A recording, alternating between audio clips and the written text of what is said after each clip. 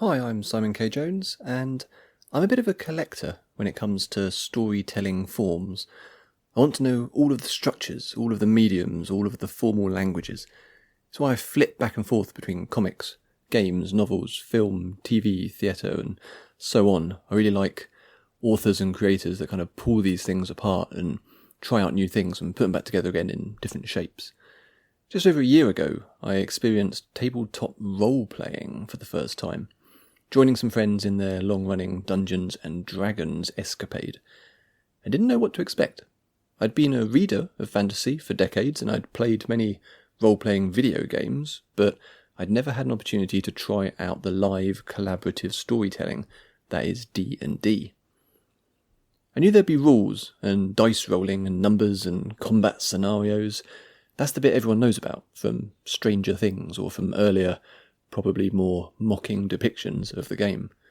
What I hadn't expected was the depth of story and character that's built into the experience, and the complexity of the conversation between the dungeon master, the host/storyteller/referee, etc. role, and the players.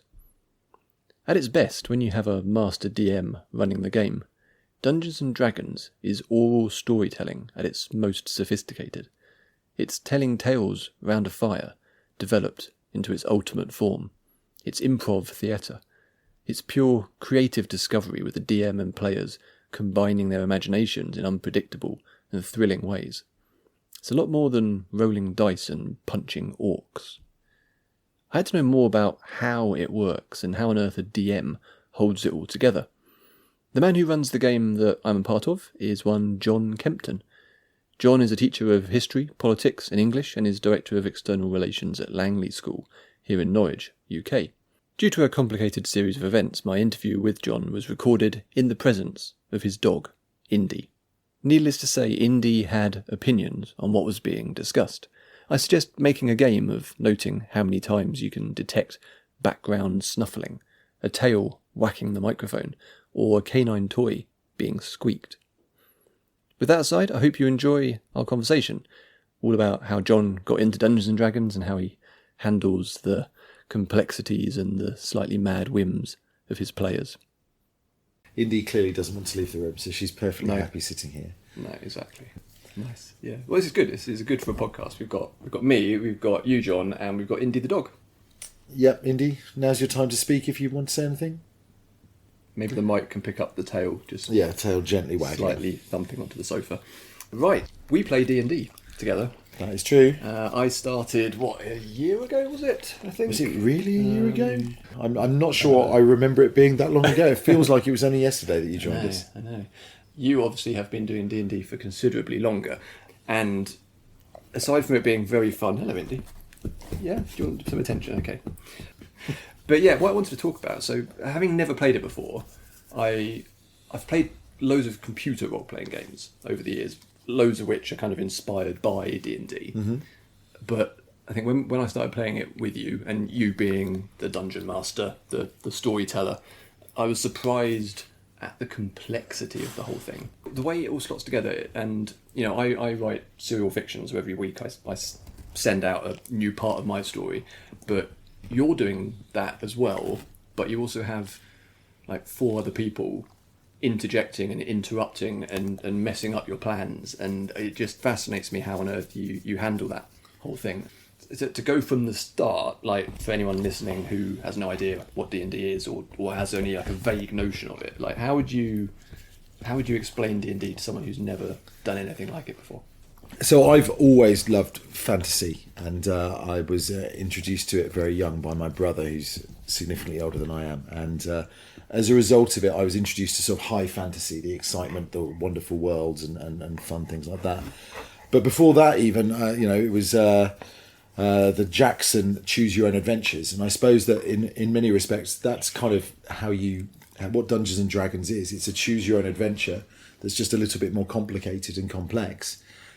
Because there is absolute complete free will for the characters, and dungeon masters that kind of force you down a particular avenue or force you to do anything unfortunately don't really understand what I think the game is all about, which is to create a world in which absolute free will exists. So I guess what is the game? It's a game where you get to choose every aspect of your life. You get to create the character, the person you want to be, who could be heroic or could be evil or could be wonderfully charming and witty, as some of our characters are. Or indeed, you choose the pathway once you get there, and you choose every element of that pathway: the clothes you wear, the people you talk to, the way you behave, the manner in which you exist is all your way. So that's kind of what it is. I mean, there's a lot of dice involved and numbers and books and notes and things like that. But the reality of it all is that's what Dungeons and Dragons is. It's just complete free will in a fantasy world that can't be recreated anywhere else, I don't think.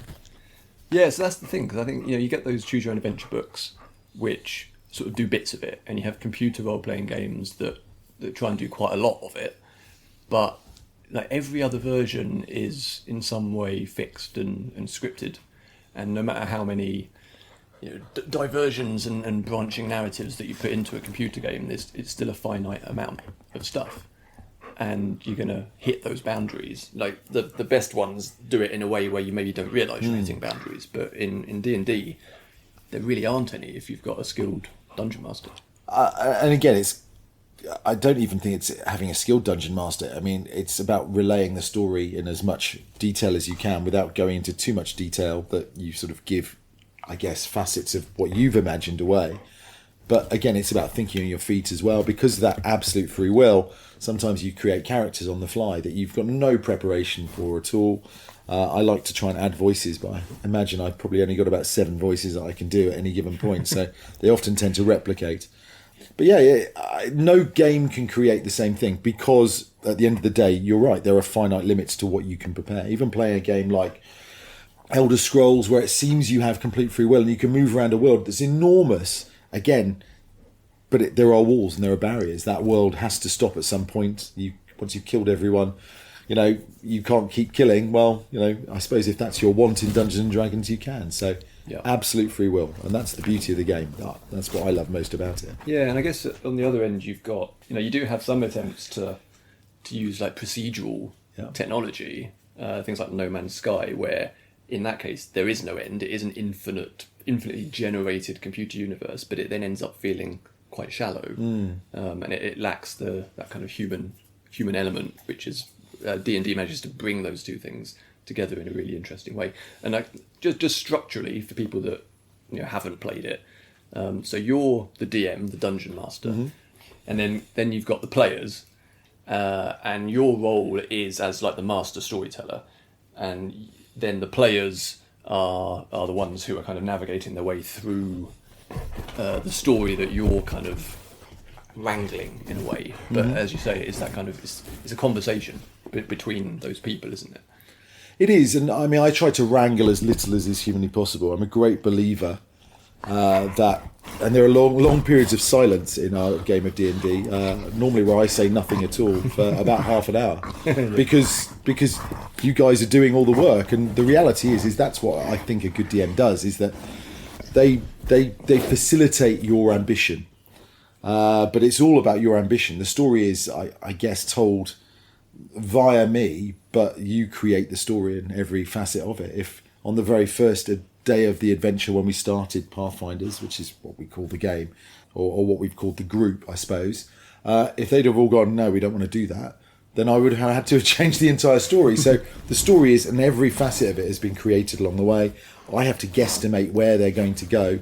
But of course, often that changes, and you'll sometimes find me completely distracted because I'm trying to create a world that all of a sudden I had no preparation or idea was going to be the world that we'd be playing in that evening.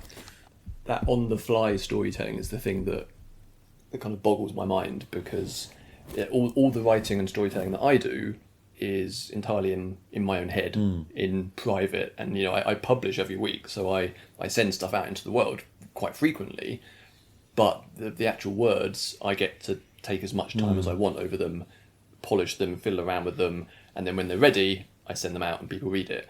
And the way people interpret those words, there is a level of interaction there as well, but I have ultimate control over what the words are. You don't have that at all. You have to completely improvise as you're going, and that level of, I think it's the speed with which you can do that is the bit that just I can't quite fathom. But you say that, but it's not my first rodeo in terms of playing D&D. You are constantly, you have an idea of a storyline as well, like everybody does whenever they write anything. And you have an idea of characters, and there is a Indy's favourite toy she may well be bringing, which makes a lovely squeaky noise whenever she brings it. Indy, this is the wrong toy for this occasion, my love. I think I may have to take this one away. This is a much better toy for this occasion. Anyway, I guess I've played so many times, I'm sort of aware of how to create something quickly. I mean, I use Roll20 as a tool for creating sort of battle maps, but I try and use I guess it's the theatre of the mind to try and create the setting, and that's really the tricky bit. The setting's easy. It's creating a battle map when you guys decide that, no, I'd like to stab the giant in the neck right now rather than have a conversation with them, which is a regular occurrence in our game. Is that one of the characters, one of our characters definitely has a homicidal streak that often leads to combat when I'm not expecting it, and that's when it becomes really tricky, because again, that character and thinking about motivations and things like that, that's quite easy for me to do and think about, but it's the combat element that is the really tricky part from my perspective. That's interesting, because in my head, that's the bit that I would imagine would be easier, and where you can lean a bit more on templated setups, I suppose, rather than the kind of whims of conversation and location and travel, and there's so much unpredictability in that. Whereas at least with combat, in theory, you've got an arena, so it has some containment to it. You say that, but I mean, I'm very fortunate. I use a world that I've kind of explored in my own mind anyway, because the world that we play in, Faerun, is one that's comes from a setting that I've been reading books about since I was 11 years old. In terms of the Forgotten Realms, the books of R.A. Salvatore and Ed Greenwood. I've built a world in my mind from the books that I've read. So I guess the easy part for me is the world, because I kind of understand where it is and what it looks like, although I constantly have to have a map on my screen just because I can't actually remember where anything is. I don't think I'm not one of those people who opens up a book and the first thing I do is I look at the map. Like Lord of the Rings, I have no idea what the map is for Lord of the Rings, yeah. Even though for some people that's the first thing they go to. They study the world, they learn the geography of a place. For me, it's never been that way. For me, it's always been about understanding the types of people, the faith, the religion, how society works, and that to me is the easiest part of playing the game. Were I to create another game tomorrow, I'd probably create something in a wonderful, exciting Viking world, or I'd create something in a world as a historian that I find quite easy to construct because I know a lot about it already. Yeah.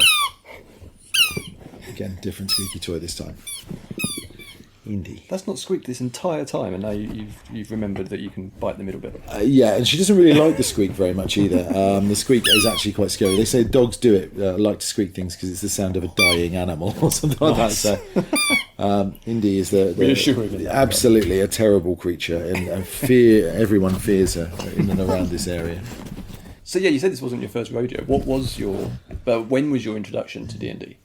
So 11 years old, I went to a new school, Bedford Modern School, which is a school I love very, very dearly and always will do. And the cool thing about the school was the library, and I've loved libraries. If I wasn't a teacher, I'd probably want to be a librarian. And I love libraries because I love, again, the excitement of going in there. I am very much with Neil Gaiman in the belief that a good librarian is somebody who opens up a world of adventure to everybody. They can find the book that suits the mood and the book that suits the person. But anyway, I walk into this library, and there's a room behind the librarian's office, and basically it is the room of forbidden books. And I see this boy asking for a book in the room of forbidden books. I'm intrigued as to what books are in that room, and they're not allowed to tell us what's in that room of forbidden books, which is even crazier. So I see somebody ask for a monster manual. I think, well, what on earth is this? And instantly I'm intrigued. And so over the series of the next sort of 6 months, I see these books coming out of the library, because I spend as much time in there as I can, because I love books. You are making this sound a little bit like Hogwarts. Yeah, and it felt that way. It really did. I mean, when I sort of see things like that, it takes me right back to being at school. I mean, it had beautiful oak bookcases all around the place, and yeah, there were these wonderful kind of, I guess, meeting points like Hermione and Harry sit at at Hogwarts where they would have meetings. So it feels a bit like that in my memory. But anyway, someone took out this monster manual. I was intrigued. Over the series of the next 6 months, I basically find out what the other books are in there, and I start talking to the people that are taking these books out. And I find out there's a Dungeon Master's Guide, and there's a Player's Handbook, there's a Monster Manual, and that's my entry. I start to take these books out. I'm allowed to take them out. I'm just not allowed to see them. So again, it's weird.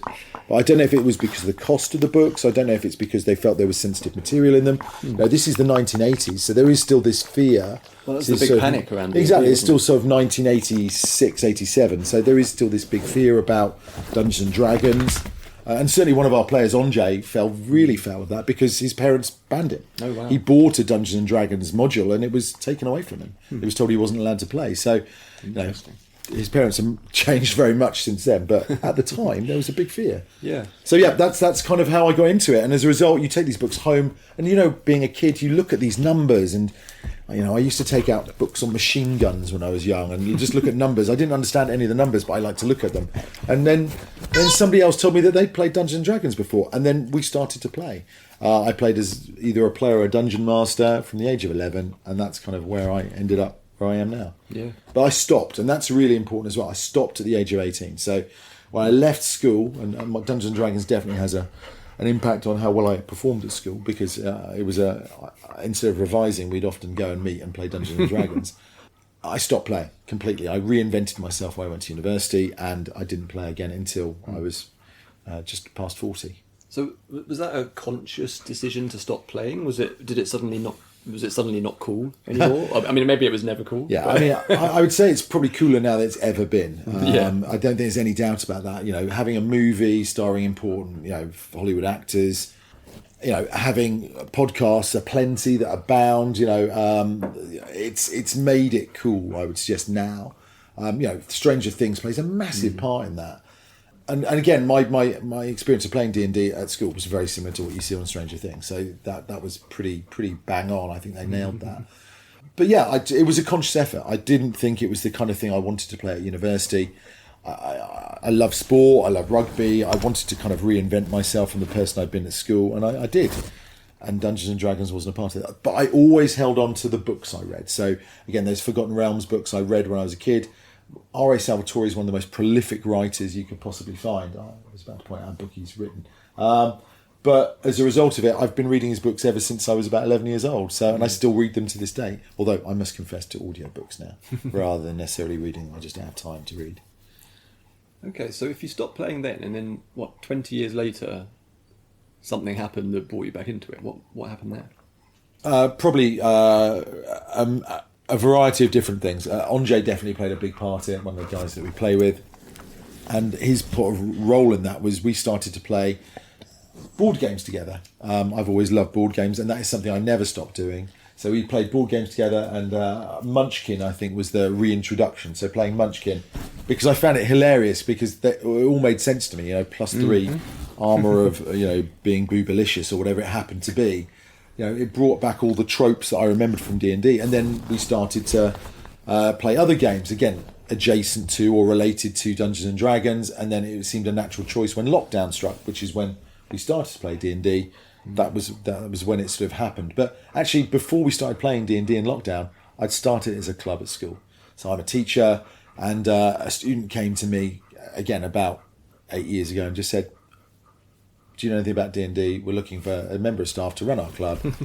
Would you be prepared to run it? And I jumped at the chance. So that was... You look like the type. That was my moment. And I wasn't even playing. I was, again, Dungeon Master. And again, it seemed to work. So that was really my reintroduction. But I knew it was only a matter of time before we got to that point. Yeah, interesting. Because I think my other than, tangential things like computer games and choose your own adventure books, like my gentle introduction was something called Hero Kids, which is sort of like D&D light aimed at kids. The whole point of it is to encourage sort of storytelling and imagination in kids. So I ran a few games for my son and his friends when they were like 7 or something. That was an interesting extra challenge when you got kids that sort of want to be there but sort of also want to just run around and be crazy. But there were moments doing that where at first they just kind of they're trying to follow the rules and they're rolling some dice, and then at some point someone just gets an idea and it's like, oh, can I do this? And then you're like, I suppose you can, yeah, go on then. And I think that was when I started to think, oh, this is more interesting, because it's not just the mechanical thing that you get in a computer game. Actually, if someone wants to basically break the rules, but it's a cool story idea, then they can just go for it. And then obviously then when I joined you lot playing D&D proper, that's something that was then on a whole other level that is just fascinating. I agree. And again, I went through the same motions with my daughter, played Hero Kids together. And then I remember running a birthday party for my daughter when she was 11, a Dungeons and Dragons birthday party for her and her girls from her girls' school, and that was fun as well. And they all seemed to buy into it. But yeah, it's that great ability to create something from nothing. To sorry, Indy's trying to kiss you right now, and to make it enjoyable for the people around you. And for me, the best feedback I get is at the end of a D&D session when people are posting about on WhatsApp. And generally speaking, I try to ignore the WhatsApp group at the end of the evening, but the people had a good time, and that's the reason I do it. Is that when you're a dungeon master, you get very little. I mean, a lot of people think that you're trying to kill the players. I've never ever tried to kill the players. If anything, I've tried to keep them alive. I've tried to give every single time that a character's been close to death an escape route. I mean, I'm not sure I agree with that, given my personal experience. And again, I would suggest that definitely there were escape routes that were available, but it's up to the players to find them and actually to remember that they're trying to save lives. And I think that's unfortunately sometimes they get so engrossed in who they are and what they think their characters should do that are they selfish? Do they care about their fallen comrade? Are they paying attention when it's not their turn to even know their comrade's fallen? Yeah. And I feel sometimes that they don't. Yeah, that was interesting for me, because the first character that I created and then started playing with you died. I think that's when the whole thing clicked for me, because I kind of gone through that little experience with that character, which was great fun. But when that happened, I was kind of like, oh, hang on, there are actual stakes here. Which in any kind of storytelling is so important. Like if everyone just breezes through something fine, or if the threat is slightly superficial, I think like if you look at long running comics, that can be an issue where over time the stakes get ridiculously high, but actually the consequence gets lower and lower. And having my first character die, so I then had to that was a final thing. I made a new character which is now proving to be loads of fun, and I feel like I'm kind of role playing it more and getting more into the storytelling of that character and how she interfaces with the other characters and that kind of thing, rather than just trying to figure out which dice do I roll now, how does this work? I think it takes a while to tune in to that. I think that's probably right, and I mean the loss of a character. I've seen grown men cry over the loss of a character, and I genuinely believe Andre, when Varys died, probably shed more than one tear. Mm-hmm. He was genuinely distraught about the idea, although the excitement of creating a new character. And again, I've got to say, probably the greatest excitement that you can feel as a teenager playing a game, obviously, is that character creation. I mean, Andre and I, during lockdown, we actually played a game where we had to create characters, and we basically send the other person, create a half-orc bard or something like that, and you had to create that character, Grumps the drummer, and that was what we did, and it's such a pleasurable experience to create a new personality and a new thing. And I've never been a great believer of look at the party and choose what the party needs, because that creates no fun at all. Play something fun. And when Andre, DM'd a series of games that we played, we only played, I think, 2 episodes of it, which was a shame. But I created, you use all your experiences. So I created a character based upon the 2000 AD character Rogue Trooper. I don't know if you know the comic, but in it he's the one character that's left, and all of his party or his unit have all been downloaded on microchips. And they all talk to him via these kind of microchips. And I created this halfling barbarian whose entire family had been killed. But he carried like an armory of weapons, and each of them were weapons that he'd taken from his dead kin. And he talked to them as though they were his kin. Nice. And he was utterly fearless, because it didn't matter if he died, because everybody else was dead. Yeah. So he wasn't looking for anyone. He wasn't trying. There wasn't even a redemption arc, or like this is the person that killed them. He was just fearless and threw himself into anything. I'm at the top of a mast. Cool. I just jump off the mast. Yeah, no, I love that depth of character that you can get into if you want to. And I think when I started playing, I was very much focusing on like how the combat worked and what all these stats mean and all this kind of stuff, because that was the bit that I was unfamiliar with.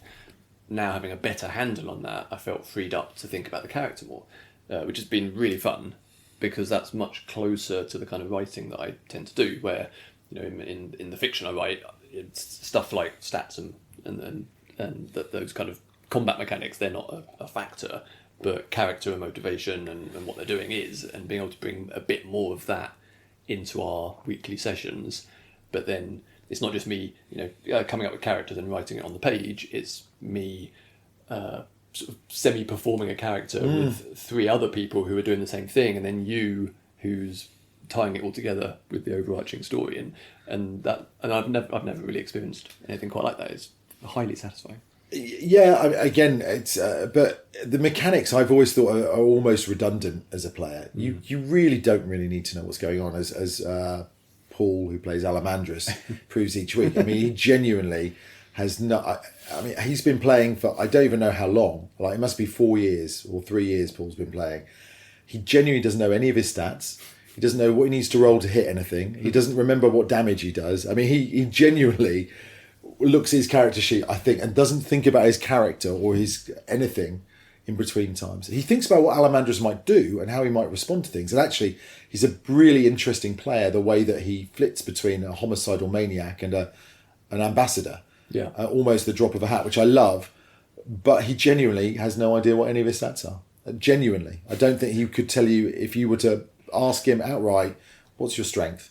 How many hit points you got? He will have no idea. Whereas other players will be able to tell you instantly. Yeah, and will be, you know, plotting accordingly based on those things. And yet with Alamandrus, Paul's character, like, is entirely consistent. You know what he's going to do, how he's going to react to situations. Exactly. There's that internal consistency there. And some of the finest points of role playing that I've seen in the game have been done by Paul, which is brilliant, because I still remember when they were trying to bring Faris back from the dead, and they made a promise or a commitment in order to do it. And Paul, who is an ambassador and a proud dwarf who loves being a dwarf, gave up his right to return home in order to bring back a friend. And that just fitted in with Alamandrus, who would hurl himself into the jaws of hell to save one of his friends. So again, there's something wonderful about it, that even the stats are an irrelevancy somewhere. A good DM means that you don't have to worry about your stats, because they know what you've got and they know what's going on. A bad DM is over concerned about the roll of a dice as well. I mean, obviously, I don't fudge dice rolls, and that's really important too. And we have a long running joke that at least 1 or 2 of the players fudge their dice rolls, but I don't believe it, because what's the point? Actually, the best parts of the game are sometimes where, at the most important moment, you roll a 1, and it all goes horribly wrong from that moment, because that creates genuine excitement. And it's like in life, you know, you're focusing really hard and you're thinking, right, I'm just cutting the chicken for dinner or something like that, and you stab yourself with a knife. You know, it can happen, these clumsy moments. So something you're otherwise always completely fine at doing. Absolutely, and it creates the story because it's realistic. And that's the beauty of the game, is that, I mean, apart from the dwarves and the elves and the magic and the monsters and every facet of it, in effect, what they've done brilliantly, what Wizards of the Coast have created, and what the original Gary Gygax and others did, was they created a game which allows you to replicate elements of life, which I think is the true genius of it. Because most board games, you can only do an element of it. You can only do a little bit. You can create a civilization, but within the boundaries. Dungeons & Dragons, you can do everything. Yeah, I think because board games are generally very mechanical. Like, there are the rules, and you can't really diverge from them in most board games. Not to their detriment, you know, that's why they're really fun. You know, that's what they do. You know, it's like when you're playing tennis or football. You can't break the rules and go and do something different because you've had a good idea. But you can try and play a funky shot that you've got very little chance of succeeding in, and sometimes it works. And that's the beauty of D&D. Again, that dice roll enables you to be able to, I want to try and disarm him. I want to chop off a couple of his fingers so he drops the sword. Go for that. I, as Dungeon Master, create a difficulty level for you to achieve it. You roll the dice to see whether you're capable of doing it. And if your character's prepared for such eventualities, you've already stacked up pluses and minuses based upon your character to do those things. Yeah, I think that complexity where you've got those 3 elements. So you've got the players, who have their own motivations. Then you've got the DM who's injecting a whole other angle to it, and then you've got the random factor of the dice, which is interfering with both of those things. And you've got those three elements constantly swirling around, and the complexity of that is what surprised me, I think, but not in terms of can we win this fight by getting rid of this monster's hit points. Like that doesn't interest me particularly, but the way those things can affect story and character and completely shift what you had in your head and plans you had, where you thought a session was going to go, and then by the end of it something completely different happened. That unpredictability, but without being completely chaotic, is fascinating. A good example of that is fighting a demon prince. Okay, a character summoning a creature in order to help fight it. That character then using that creature to impregnate another character with in effect a parasite that is slowly but surely eating the insides out of the character, which happened recently. And again, I had no idea you were going to do that. And no one had any idea we were going to do that. The situation that led you to making this creature you'd summoned attack one of the own players, again, was you couldn't have predicted that was going to happen. You hadn't sort of learnt what powers the creature you'd summoned had, and that was a bit of a surprise. And then we sort of all learnt together about the gestation period of Red Slardy, which again has been great. And again, of all the characters that you had to impregnate as well, the one character you might actually want to see to term a Red Slardy is again quite strange as well. So and it all interweaves. So again, it's the beauty of the game is that there's so many different facets that can make it fun.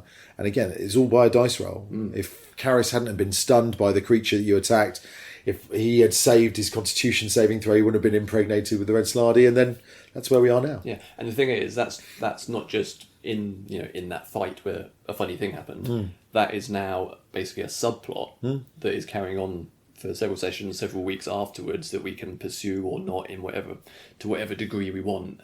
Which reminds me, when I'm working on my book, no matter how much planning I do up front, like before I start writing it, generally the best ideas are the ones that come up while I'm writing it, or like in between writing sessions. So when I'm right in the thick of it, and then I think of something, I'm like, that's a better idea, and then you weigh it up, and then is it worth going off on this tangent because it's going to be more effort and potentially risky, but actually it's going to be the more interesting route to go. And that continually happens in D&D, but it's through that intermingling of all the different voices that are involved. But that idea of those side plots are really vital, I think, to the way that I love D&D, is that because you're faced by a constant fork of every possibility, there are so many side plots that the characters have never expanded on. I like when you're writing a novel or a book or a serial or whatever, you kind of have to tie off the knots. Like you have to, at the end of a book, you don't want there to have been side quests that were never explored, because again, it makes you wonder, well, what would have happened? And this is a gentle spoiler to the way in which I love D&D and the way that this campaign's going, and that the characters don't always remember, is that it's a ticking time bomb. The actual adventure itself is a race to get somewhere and do something before somebody else does it at the moment. And the characters keep forgetting that and take huge side quests that take 20, 30 days, during which time the side quest or the main quest that they're supposed to be evolving is evolving, but they don't know anything about it. So I try and bring them back to it, but again, without shoehorning. There are reminders, and sometimes they create those reminders for themselves, and they'll say things like, I really should have found out what that item does, or I wonder if I should check in with the characters that I'm supposed to check in with on a daily basis, but I forget to do it for a month at a time. So again, those facets, you can leave all those subplots untied. You can leave all those adventures and those journeys to one side to eventually come back to, or to ignore. But in a novel, you can't do that. And again, that's the beauty of the game. Yeah, that sense of momentum and stakes and timing is interesting, because I think computer games quite often get that wrong, where they're like, you have to save the entire universe and you've only got 1 week to do it. But meanwhile, would you like to go and collect these 10 boxes and deliver them to this person on the other side of the map? And all the side quests don't often fit comfortably with the main story. I think D&D has the flexibility because you can shift your attention and the players can. It can all fit together slightly more naturally mean, maybe if you step back and look at it, it would seem slightly mad, but actually in the moment of it, it can feel a lot more convincing. I think if we were to draw from the very outset of the game a sort of a map of all the side quests and the journeys, a sort of a string journey, I'm thinking about something like in Loki, where they talk about these multiverses kind of coming off the main storyline. There'd be so many threads and so many paths that they haven't taken, and then side quests that have brought them back to the main quest, but purely by chance, because they happened to have gone to a place where I created an NPC that had always been there. So again, a lot of it plays out by chance, but again, that's the beauty of the game. And I think what makes it so much fun to play is that ability for the players to create their own side quests as well, and say, I would like to do this. I want to go to the armour and have some armour built. Well, and I want it to have these special abilities. Well, that's not going to be able to happen unless you have the right ingredients, and you're going to have to find those ingredients. Oh, brilliant. Another side quest that I create for myself that I'm desperately thinking, crap, I've got to create a side quest now that's going to allow them to do this. And at the same time, that's another 3 days added on while this big bad evil guy is trying to find the items that you all should be looking for, and successfully. Yeah, it's a sort of combined storytelling that, as you say, you can't really get away with it in a novel or in a film because the audience will be like, what the hell's going on here? And I think part of that is because the audience in those cases are not involved.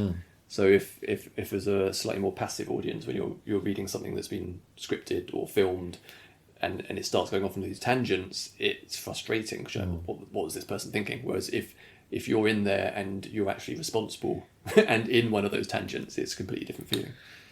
Yeah, absolutely. And I think that to have a big bad evil guy who is acting whilst the adventure persists is actually, I suppose, going back to the idea of writing a novel, is actually something that's quite real in books. Because, in computer games, oftentimes there is no ticking time bomb. The big bad evil guy is waiting at the end of a quest for you to find them. They're not amassing objects and followers and things, which is what I'm trying to do with this adventure. And again, as I say, the players often forget that fact. And there's going to come occasions where you go, well, we ought to do that now. It's 2 months after we were asked to do it, so let's go and do that. And they're going to arrive and they're going to go, well, somebody else has been here first. Yeah. But again, they often forget that because of their tangential brains and the excitement of perhaps going down a hole that I've left an opening for, because you have to, and they've gone down that hole and they've carried it on for a very, very long time. Yeah. That's really interesting. I hadn't even really thought about the idea of the story elements happening in the background. That I'm entirely unaware of, that you're developing quietly in the background there, because in computer games the scripting is fixed. The next bit of the story doesn't happen until you trigger it, and literally if you spend 2 weeks doing other things, it doesn't matter, because until you hit that trigger point, literally nothing in the world's going to change in most games. Whereas in D&D you can be spinning plates over here while the players are faffing about in a completely different place. And the NPCs are waiting for you. And again, that's what I try to prevent from happening, is the NPCs are not waiting for you. They're just twiddling their thumbs for you to arrive. I played a game recently, and I do love computer games. I played a game recently where it said, meet me here tomorrow morning. 5 days passed, and I went and they said, oh, thanks for coming. It's as though it was tomorrow morning, but 5 days has elapsed in that time, because the NPCs wait, whereas they do not wait in D&D. They are doing their own thing, and if you miss them, you've missed them. Yeah, and it feels exciting, because I think that thing where NPCs just wait around for you to arrive, it's so player-centric, and you end up being like the centre of the universe, which in one way is a kind of power fantasy, and it's quite fun, and has a convenience to it, but at the same time it does make everything feel like you're in a theme park almost. Rather than it being a living, breathing world, which they always claim to be. But yeah, and I love the idea that there are real motivations. Characters have made deals with creatures with real motivations. One character has made two quite long-standing deals that have yet to come to fruition, that arguably are going to come and bite back. And again, that idea of the motivation of the NPCs is also vital to the game, because again, they don't have any motivation. They're plot drivers in computer games. There are often plot drivers in novels, characters that have no part. I teach English as well. My daughter's studying A-level English, and one of my favourite characters in any play is Rosencrantz and Guildenstern from Hamlet. And they're these two characters who don't speak in the whole of Hamlet. They are old university friends of Hamlet. They bring them into the story to try and cheer Hamlet up. They don't speak at all, and he gets rid of them and sends them off to the English king to be executed. But Tom Stoppard wrote a beautiful play called Rosencrantz and Guildenstern are Dead, in which he brought to life these two characters and told their story behind the scenes of Hamlet. So they're interacting with one another. Hamlet comes into the scenes occasionally, the Queen, the King, all these other things happen around them, but the whole play is focused on them. So I try and create NPCs who've got a genuine journey themselves, and they're acting and reacting whilst the main action of the play is going on, which is you guys and what you do. Yeah, those background actors that are just there for convenience, but it's like, what are they doing outside of this scene that they were in for some sort of plot purpose? Exactly right, but it's not, in fairness, I must also say, however, the barman you meet in the pub is not having that adventure. I mean, if you go back and see him 3 weeks later, he might have done something different with his hair or something, but he's unlikely to be fulfilling a quest. Yeah, you don't spend the entire rest of your week working out the story. Working out every single NPC. No, it's the main leads that I'm sort of working on. Yeah.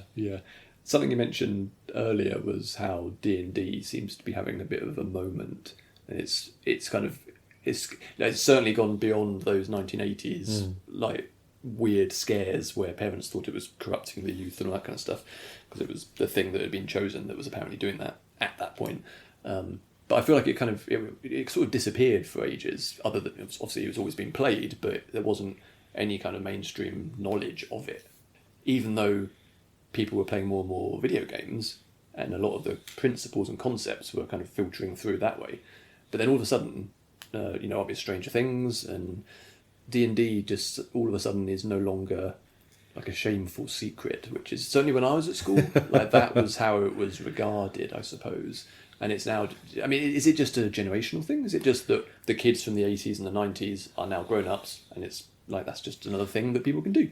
I'm always surprised at who plays D&D. I take kids on things like Model United Nations activities in the evenings. You sit down with the adults, when the kids are up in their hotel rooms or whatever, and someone will say, what do you do outside of school? And I always saw it as a sort of shameful secret, and often my wife has outed me as a D&D player on more occasions than perhaps I'm comfortable in front of people that I thought, God, they're not going to... And then suddenly they reveal they played it as well, or they still play it.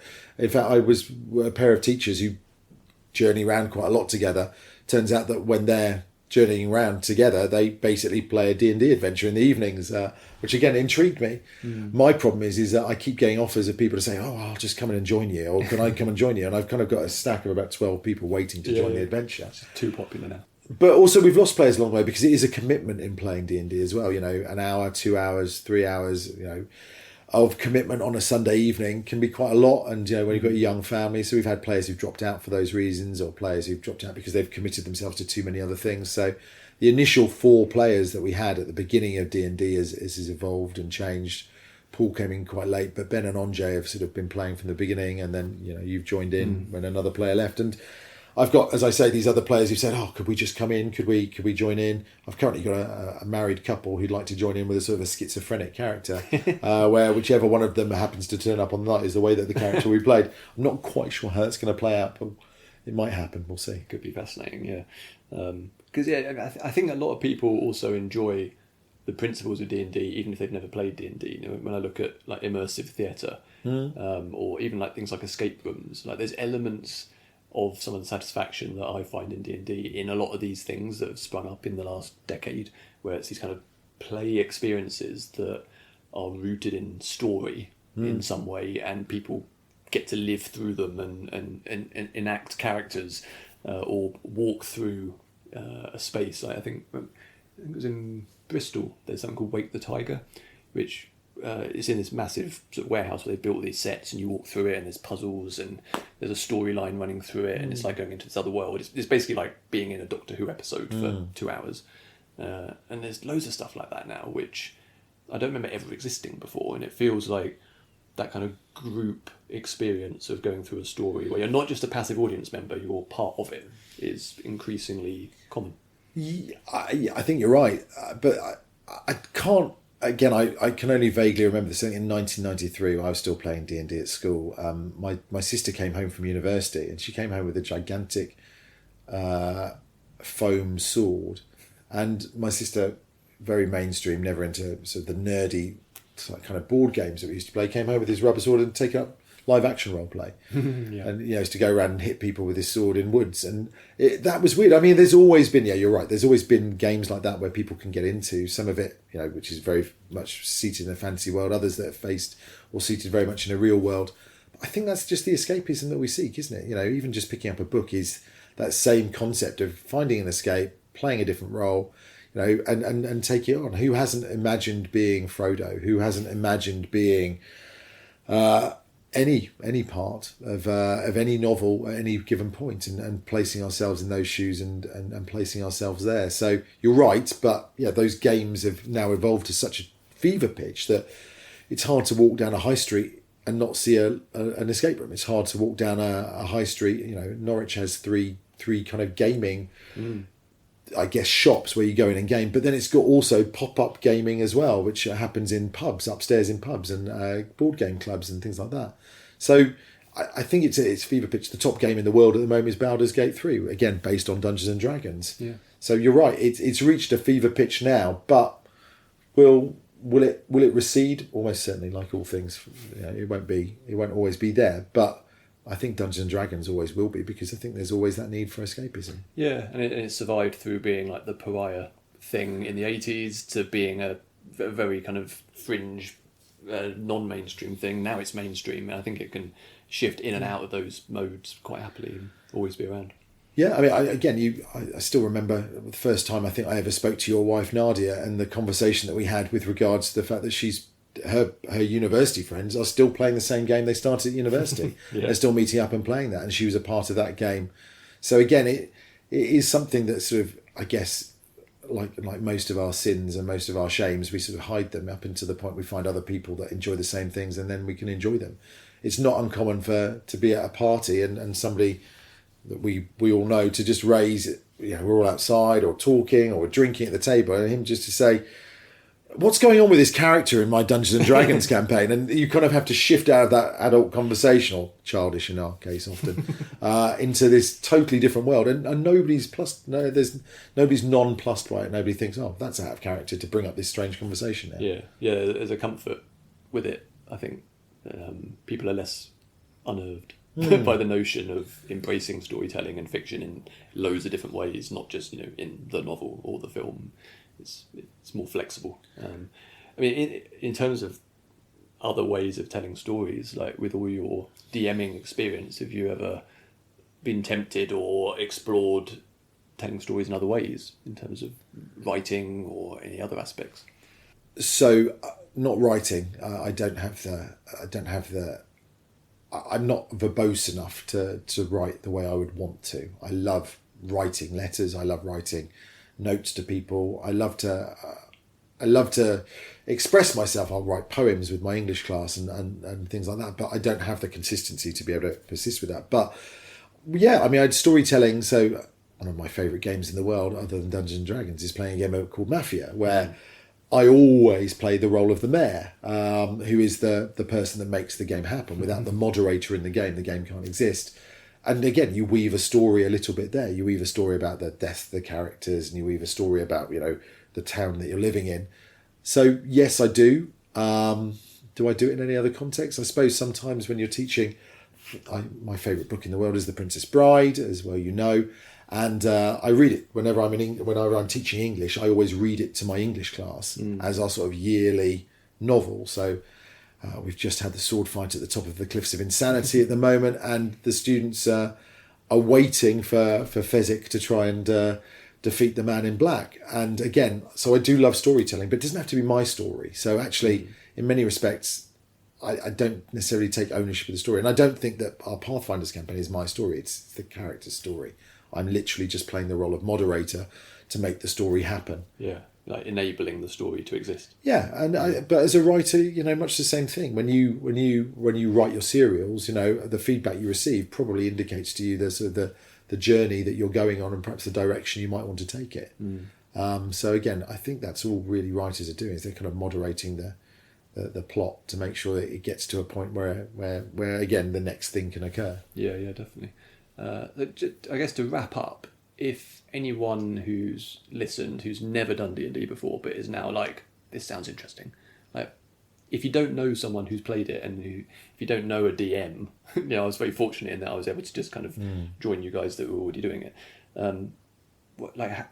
How can people get started if they don't have anyone around them that does it? I think you talk about it, because you'll instantly find that people you weren't expecting have played D&D before. I mean, you genuinely will. I often refer to it as my guilty secret. I don't do that anymore, but for the last sort of 7 or 8 years, when people have talked to me, they'll say, what were you into when you were a kid? And I'll say, well, rugby and football, which I loved, and history. And then sort of my guilty secret was playing board games, and then my really guilty secret was playing Dungeons and Dragons. And there are so many different people out there that you meet who just say, yeah, God, I played D&D when I was a kid. And you're like, what? I didn't know. Just talk about it. Talk to your friends, talk to the people you think would actually enjoy doing it. And don't be afraid, because the cool thing about D&D, which is better than any other game I've ever played, is the rules are actually something of an irrelevancy. All you need is an umpire, the moderator, the dungeon master, just to be consistent. It doesn't matter if you don't know what you're supposed to roll to hit, so long as the dungeon master in their head has decided what you do need to hit or what you need to roll. And oftentimes that's the beauty of the game, is that you can do anything, but the difficulty of doing it is moderated by the dungeon master, and that in effect is the key thing. So don't worry. You can buy wonderful adventure books. So I've got a whole host of adventures. I often ask for Christmas or for my birthday to get a new kind of module for the adventure, but I never play these adventures. I just use them as inspiration. I love the magic items, and I love the ideas of characters. There have been things that we've done where I've drawn ideas from them, but the reality is that those ideas come from a variety of different sources. Joey Abercrombie is a really good example. I love the idea of characters dying in heroic ways. David Gemmell the same. So don't be afraid. Find the sources that allow you to play it, and just play, and don't worry about getting the rules right, because unless you have a rules lawyer in your party, most people are pretty on board with playing the game. And the game is what it's all about. Nice. Excellent. Well, thanks, John. That was great. I hope anyone that wasn't convinced before is now convinced that it's worth giving that a try.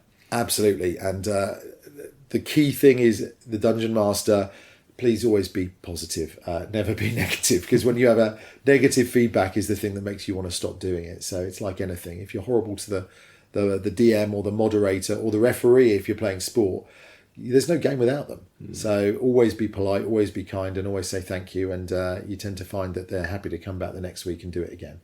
And that applies in so many things in life. So, yeah.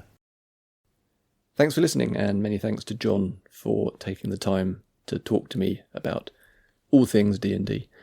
Do head over to simonkjones.substack.com, and I'll see you down in the comments. Tell me about your own experiences with Dungeons and Dragons, or your lack of experience, and whether you're maybe now tempted to give it a go.